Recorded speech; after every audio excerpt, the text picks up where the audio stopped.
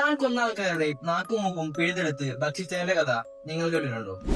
1978 റഷ്യയിൽ ജീവിച്ചു വരികയായിരുന്നു ആൻഡ്രേ ചിക്കാഡിലോ. അവനൊരു അധ്യാപകനും അച്ഛനും ഭർത്താവുമായിരുന്നു. പക്ഷേ ഭാര്യയും മക്കളും കാണാത്ത ഒരു കറുത്ത മുഖം അവനുണ്ടായിരുന്നു. 1978 മുതൽ 1990 വരെ 12 വർഷത്തിനുള്ളിൽ അവൻ ഏകദേശം 56 പേരെ കൊന്നിരുന്നു. അവന്റെ ഇരകളിൽ ഏറെക്കുറെ സ്ത്രീകളും ചെറിയ കുട്ടികളുമായിരുന്നു. അവർ മരിക്കുന്നതിന് തൊട്ടു മുൻപ് അവരുടെ അവയവങ്ങൾ അവൻ പറിച്ചെടുത്ത് തിന്നുമായിരുന്നു. അവന്റെ കൊലപാതകമെല്ലാം കഴിഞ്ഞ് അവൻ സാധാരണ പോലെ ട്രെയിനിൽ വീട്ടിലേക്ക് മടങ്ങുമായിരുന്നു. ഭാര്യ ആ ദിവസം എങ്ങനെയുണ്ടെന്ന് ചോദിക്കുമ്പോൾ അവന്റെ മറുപടി ഒരു ചിരിയായിരുന്നു. ഈ കൊലപാതകത്തെ തുടർന്ന് പോലീസ് ഒരു നിരപരാധിയെ അറസ്റ്റ് ചെയ്യുകയാണ്. പക്ഷേ പോലീസിന്റെ പീഡനം തുടർന്ന് അവൻ ആ കുറ്റം ഏറ്റുപറയുകയാണ്. പക്ഷേ മറുവശത്ത് ചിക്കാഡിലോയുടെ കൊലപാതകങ്ങൾ തുടർന്നുകൊണ്ടിരുന്നു. 1990 ട്രെയിൻ സ്റ്റേഷനിൽ വെച്ച് പോലീസ് ഒരാളെ ശ്രദ്ധിക്കുകയാണ്. കൈകളിൽ ചോരയായി നിൽക്കുന്ന ചിക്കാഡിലായിരുന്നു അത്.